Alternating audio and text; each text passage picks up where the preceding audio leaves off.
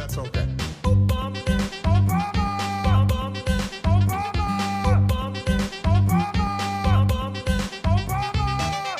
What's going on, everybody? I hope everyone's having a fantastic evening, afternoon, pre-noon, no matter where you are in the world. I'm Hassan Piker, and this is the HASAN broadcast coming to you live from sunny California, Los Angeles. Folks, we're live and alive, and I hope all the boys, girls, and MBs are having a fantastic one because today's a beautiful day. Today's a wonderful day. Today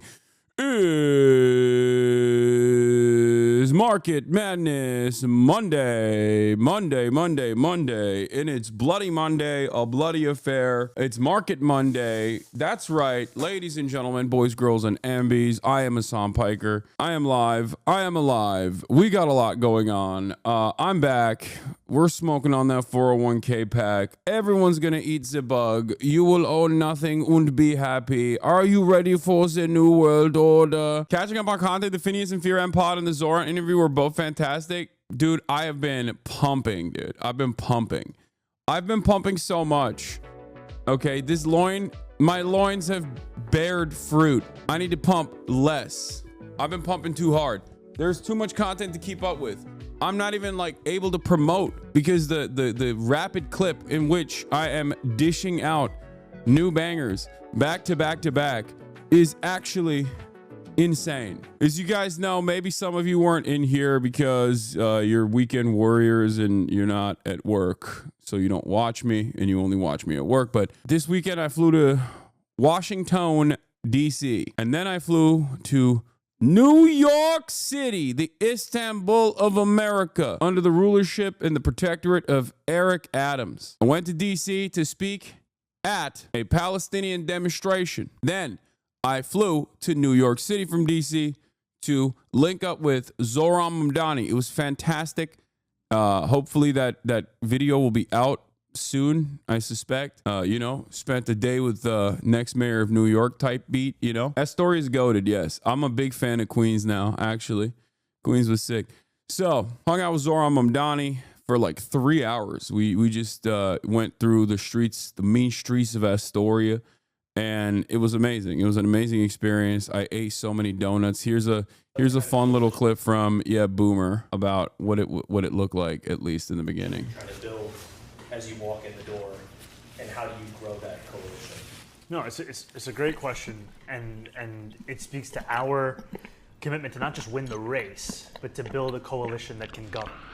And it's easy to look at Eric Adams now and see him as a caricature of a Republican cop and forget how he ran in 2021. He ran in 2021 telling New Yorkers that they didn't have to choose between safety or justice. And there was a large constituency that voted for him that was interested. I can't believe he put mouth noises on it too. You're so nasty with it, Boomer. Anyway, Zohran seems like such a gem. I hope he wins and you can celebrate with him. I hope so too. Anyway, I had Bangladeshi food, which was incredible, excellent. This was a real cultural exchange, We linked up. We met a bunch of unks and aunties from Bangladesh, and we had some Yemeni coffee, some Yemeni tea. It was incredible stuff. It was fantastic, and Zohran is a really spectacular individual. Met a lot of you guys over the weekend. That was also fun. I hope I didn't come across like short or angry. I was a little tired. I hope that people that met me didn't feel like, damn, this guy's a real asshole. That's something I worry about. But it is because I was just, I was pumping. I was nonstop pumping. Subtle sponsor, haha clean. No, it's not a sponsor. That's so annoying that everyone thinks it's a sponsor. God damn it. They got so much free ads off of that. Anyway, as I was saying, what the fuck is going on? What is happening? Sounds like your cable's fucked. I don't think it's my cable. It's not a cable. It's a digital artifact sound. Something in the software. Oh, I just got back home. Why are there issues, man? Why are there issues? Everybody always has like wonderful suggestions. Like, hey man, just reset your audio interface. Restart your computer. It's like, I just started streaming, big dog. I can't do any of those things. Okay, calm down. All right, it might happen. A little bit.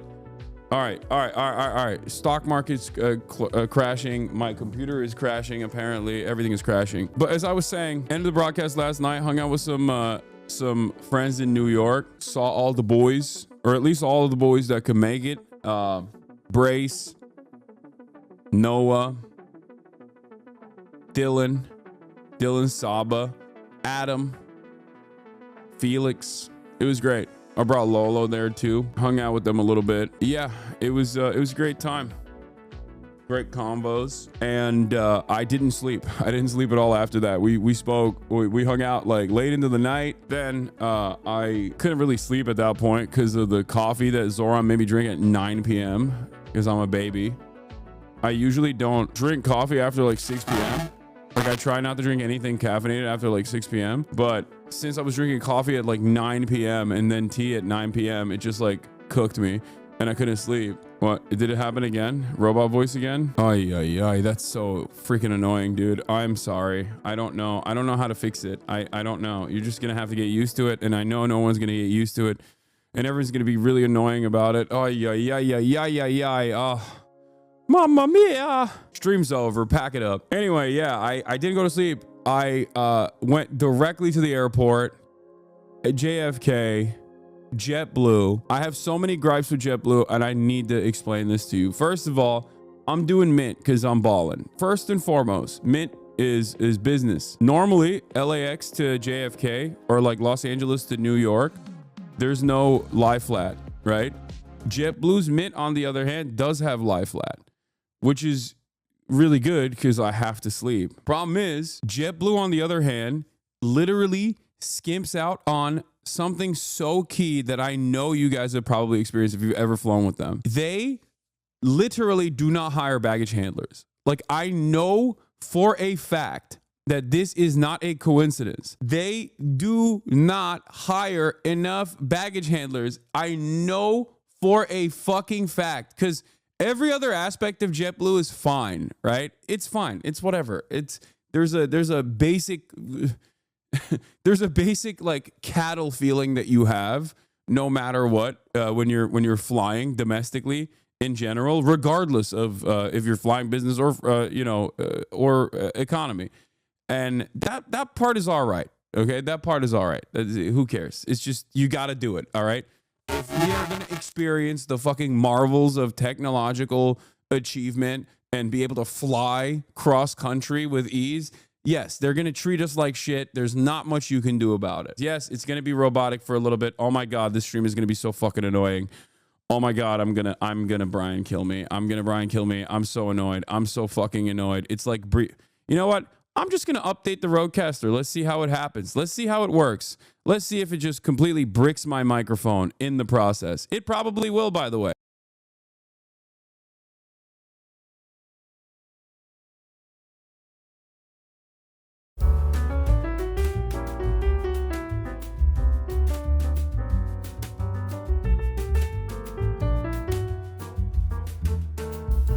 Hello? Okay. There we go. We're back. And I hope that there is no issues this time. All right. Chat is right. No, dumbass. The fuck do you mean? Say sorry? No, suck my dick. I'm gonna end the broadcast. I swear to God, I'm just gonna end it. You don't deserve it. You don't deserve it. Chat is not right. Chat is fucking wrong. Like, what do you think? The expectation is that like the Rodecaster wasn't gonna update and then I was just gonna fucking not speak the entire stream? Are you stupid? No, I was just gonna fucking switch off to something else if the Rodecaster didn't update. Shut up! I can't believe it. I'm streaming every fucking day. And y'all act as though I haven't streamed yesterday and you're desperate for my attention. Is it because I did IRL and I couldn't respond to chat as much? Is that what it is? If I end this broadcast, the Great Depression will start. You understand? Crazy things happen when I'm not live, and crazy things are happening even when I am live. So calm down, okay? Hassan was right. MIZKIF says, I hate Trump. That's so funny. Chat. I fucking hate Palm. I hate Donald Trump. I hate Donald Trump so much. Hassan was right the whole time. Asmongold was wrong. I fucking hate Donald Trump. I hate him so much. Yo. Yeah, I mean, I don't know what anybody was thinking. Yeah. Isn't it crazy that not only is Donald Trump bad on this side, like bad for the economy in the short term, especially for those with like wealth in the stock market, which is the biggest no-no you can ever engage in. Like, the entire point of the American presidency is that stocks always go up. under your watch. Stocks never go down, stocks always go up. And then everybody shuts the fuck up about it, right? They're like, well, we're making money. But what I find really strange about this is that these guys are not even aware of how bad Donald Trump truly is. Like, they're not even aware of all of the other stuff that Donald Trump is doing, like the mass deportations, the erosion of the First Amendment, the erosion of due process. It is kind of funny to see like all these dudes coming out and being like, yeah, I think we might have fucked up a little bit. Like, MIZKIF didn't endorse Donald Trump, but Adin Ross certainly did. Look at Adin Ross and DJ Academics having a conversation now that his stock portfolio is taking a major hit. People are getting killed. Me too. Yeah, we all are. You look at your shit? Bro, holy fuck, it's so bad. Nah, I mean, how much you lost? Be honest. 8 figures. It's almost damn. Yeah. You over here like, fuck it, Kamala, come back to me. You over here singing the song like the Kanye Bianca song. It's bad, I'm not gonna lie to you, bro. It'll get better, bro. I know. It'll get better. It's bad, though. It will get better. Yeah, look. Look.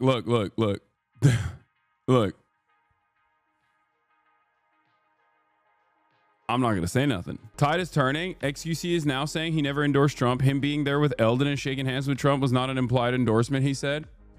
What happened, dude? What happened? Maybe this shit was not a meme. What's going on, dude? This is the beginning. One of the funniest parts about all of this shit is that like the Tim Pools of the world and the Trump dick riders of the world are like, Donald Trump is eradicating billionaires and their wealth right now. $7 trillion pee-pee poofed overnight. $7 trillion in market value gone. Couple things that I must maintain here. One, money is the most fake it's ever been. It will never be more fake than it is at this very moment. That's number one. The entire global financial structure, it's all maintained through confidence, okay? It is so crazy. That's number one. Number two, the idea for leftist values and socialists is not just to like fuck everyone's 401ks or their nest eggs or whatever. The entire point is uplifting the working class. Leftists do not want to nuke the entire planet. And a lot of these fucking dumbasses on the right don't comprehend that. They're like, oh, I thought this is what you wanted. It's like, no, dude, no. We want everyone to have basic amenities, to have their basic needs met, because we have the power and we have the abundance to be able to do this. We have the surplus to be able to do this. It's not about just like fucking over rich people a little bit for the first time ever, while simultaneously, for no discernible reason, doing that and fucking over the working poor spectacularly more. That's not the point. The point is to actually build a manufacturing hub with good paying jobs where you know people can buy a house, okay? Fix the housing market. Those are the things that we're supposed to be doing. Like the point isn't just to be like, haha, $6 trillion of fake value eroded overnight. Lol.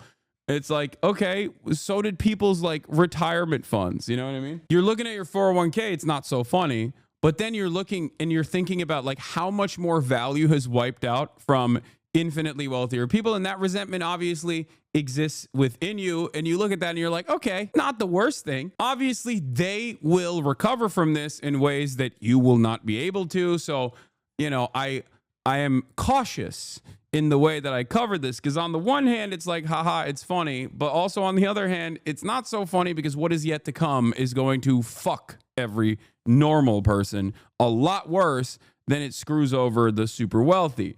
Because they'll always be like, wealth is a relative concept. Yeah, exactly. You're only as wealthy as others are poor. That's just how it kind of works. They will, under this new structure, still maintain their position, still maintain their status, still be wealthy, just not as wealthy, I guess. You know, on the one hand, I think it's very funny because it's like another moment of vindication. Something that I said was incredibly stupid that people seemingly did not listen to. I kept saying like universal tariffs. As a tariff liker, as a tariff enjoyer, as a trade protectionist appreciator, I think what Donald Trump is doing is very stupid.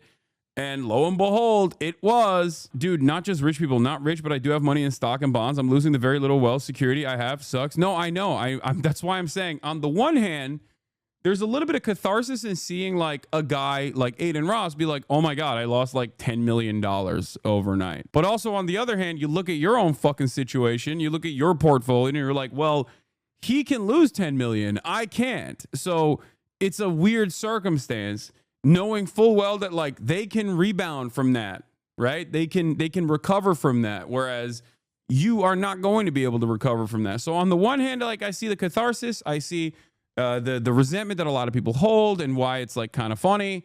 But also on the other hand, I recognize how damaging this is. See what I'm saying? Law, only 62% of Americans have stock. That's an insane number of people. And also it doesn't even matter because here's the reality. And this is something that I've talked about quite a bit. The way that it works is the gains in the stock market are privatized. They are up there at the tippy top, okay? It's consolidated. Wealth is consolidated at the top. The top 10% of the stock market owns 90% of all of the stocks, okay, in the United States of America. The bottom 90% is the 62% you're talking about. The bottom 90%, they only own 10% of the stocks. The way this works is when the stock market's doing well, they're doing really good. You're doing all right in comparison. But when it's doing poorly, those losses are socialized. So when the stock market does poorly, you're fucked because companies start engaging in layoffs. You might get a recession. You might get a depression. So it's really fucking, it's awful. It's an awful situation overall. And it's not like this government or any government, as a matter of fact, in the United States of America has ever historically looked at economic downturn periods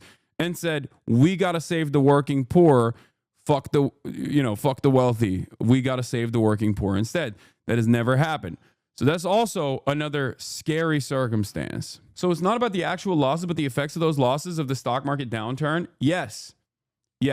For the average American, you would not care about your 401k if you had a reliable pension program and also Social Security that could keep you afloat. You'd be like, okay, this is extra money on the side. Great. The only reason why you feel like you have a vested interest in the stock market doing well is because you don't have those things, and we have basically financialized that aspect of people's retirement already. This is the reason why, and it's a very clever, very insidious method of making you feel like you have a vested interest in the stock market doing well. It is crazy to me that most people don't recognize this. That is precisely the reason why the dude working at the fucking kitchen, like a chef, under normal circumstances, who's not like super caked up, is still going, I'm checking the stocks. It's doing well, so I guess my president is doing right by me. It's like, bro, that's not for you. That's only there to make you feel like it is for you. And the unfortunate reality is, of course, you can't do anything about it because in the absence, this is why I say, like, while I personally am, of course, very much against capital accumulation, I understand that even as a leftist, like, you have to have a retirement fund. Like, being a socialist, being a moral socialist doesn't mean that you work till you die. Being a moral socialist doesn't mean you can't have some kind of security, some kind of protection for your future. This is something that I've talked about quite a bit. I would never urge you not to have a 401k, for example. But for many people, I think, especially people that are just entering the market, or have entered it and have been working for like a decade or whatever and have been trying to cultivate a retirement fund for themselves, those people know they're never retiring at this point unless something changes dramatically. And things are changing dramatically, except in the direction that hurts them, in the direction that hurts the average American, and not in a direction that helps the average American. Lol, look at Richie Rich over here. I only have a 01k. Yeah, no more 401ks, only 201ks. Maybe a 101k after this week. Who knows?